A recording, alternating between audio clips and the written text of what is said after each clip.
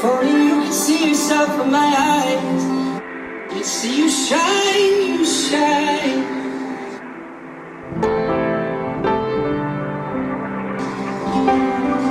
Now these songs will hold and hide your name.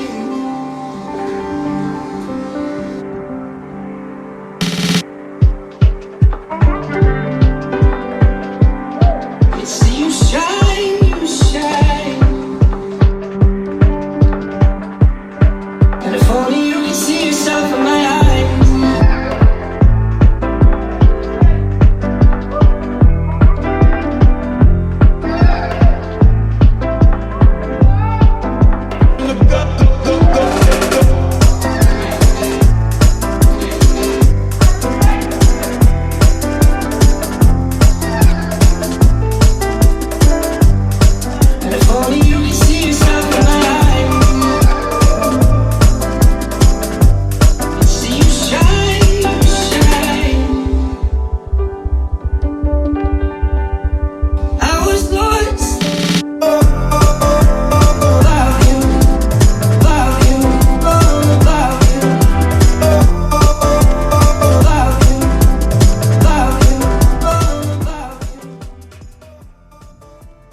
Hi Kelly, it's me. I hope you're having fun.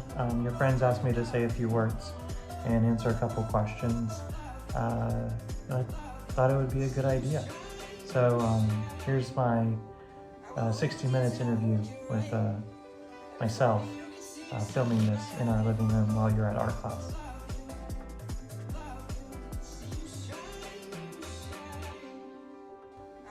So Kelly's favorite color, whether she knows it or not, is the color of the trees in autumn. She always talks about it, she always points it out, and I've never seen her fawn over any other color quite like that.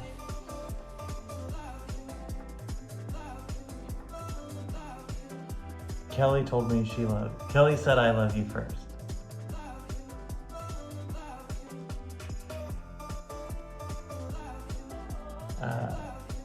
The best date I've ever had with Kelley is tough. It's a tough decision. We've had a lot of wonderful dates, a lot of memorable dates, and they don't even really have to be special to be memorable. But as I think more through it, I do think that our California trip last year,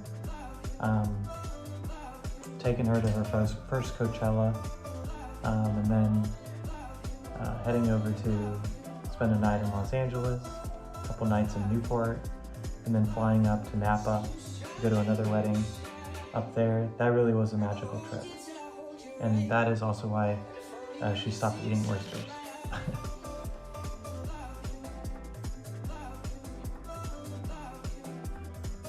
My favorite adventures with Kelley, I love our winter staycations. Those are at the top of my list, but there's one adventure in particular that stands out to me, and that is our impromptu layover in New York. We were up in Philadelphia, I think, or was it New Jersey, going to a wedding, and we were on the subway back to New York, and I think on the ride back, I had asked her what she thought about staying in New York for a night and maybe just moving our flights back. And because it was really a whirlwind trip. And I've never really spent that much time in New York, so I really wanted to go check it out and do some sightseeing. And yet we were both tired and decided not to do it and just stick with our original plan, which gets us back on Saturday. And then lo and behold, we walk off the subway, literally take a step off the train, get service, and we both get texts that our flights are canceled. And she was not excited about that, and I was kind of excited. So we walked around New York, found a rooftop bar in Manhattan, rebooked our flights for the following day, found a hotel. It was stressful and it was chaotic, and I had the most wonderful day and night ever. We did so much in New York in a limited amount of time.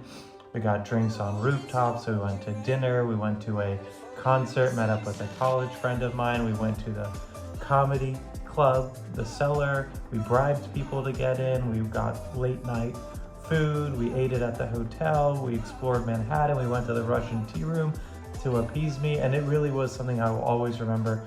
And that might be the best adventure I really have ever had. All because a flight got canceled. Thank you, Southwest.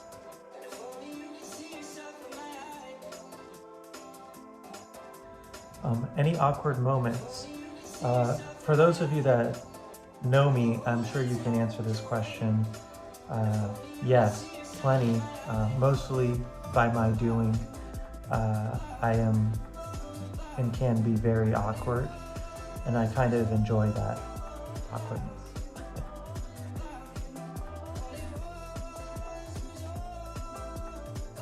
I think I'm most excited about the wedding celebration, one particular thing or element, really excited for our families to connect, right?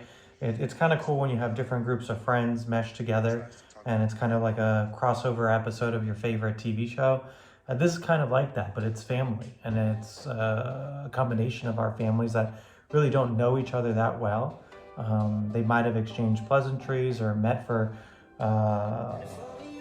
dinner or drinks here and there, but they've really never spent an extended amount of time with each other, and I'm really excited for that. I'm really excited to see how they vibe. Hopefully they do, but I think they will. I think they'll get along well, and I think it'll be a start to a beautiful growing family between the two of ours combined.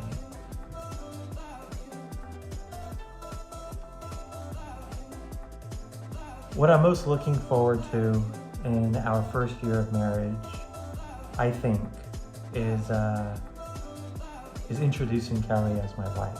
I think that's something meaningful, symbolic, and something I've always wanted to do.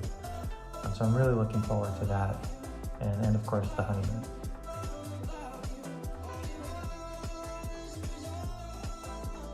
My favorite thing about her really is a lot of things, but mostly it's her compatibility. It's our compatibility. I really do think we're two peas in a pod. We're very similar. We have similar thought process.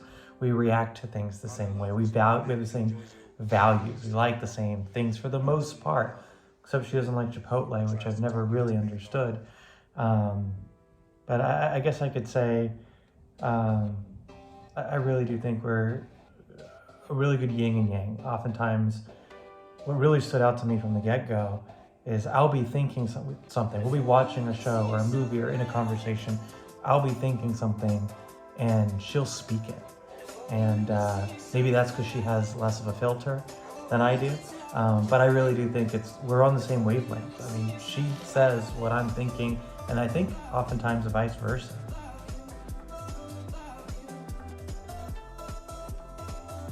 If I could surprise Kelley with anything, it'll always be a prank. I think she loves them. I mean, I get a kick out of them. I don't know that there's anything I love more than playing jokes on her, or pranks, or jumping out of corners. But not those scary pranks, more sophisticated ones. But those are my favorite surprises for her. Of course, I do always love surprising her with little gifts or some sentimental actions, events, trips, whatever. But pranks are really good surprises.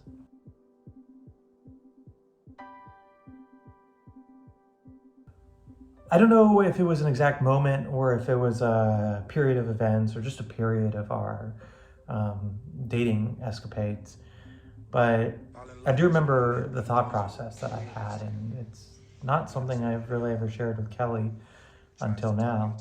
And that's really a moment where I thought to myself, and I've always remembered what my grandma told me about love. She had been with my grandfather for over 50 years before they passed, and they are kind of the testament, in my opinion, the proof of an eternal love, right? And what she told me, her sage wisdom was, love is not, or finding the right person, or marriage, or whatever you want to call it. It's not about picturing yourself with someone for the rest of your life. It's impossible. It's hard to do. What it's about is can you live without someone? Can you picture yourself without someone for the rest of your life? And I absolutely could not picture myself without Kelley. not just for the rest of my life, but for a weekend even. So, I mean, reflecting back on that, that really solidified my decision and frankly made me excited that I do get to share this life with her. And I couldn't imagine doing it with anyone else, and I couldn't imagine doing it without her. It just kind of goes back to what I was saying earlier or before. I'm not sure how this gets edited. But we really just have this compatibility, and I've never met anyone like that before, ever. If only you could see yourself from my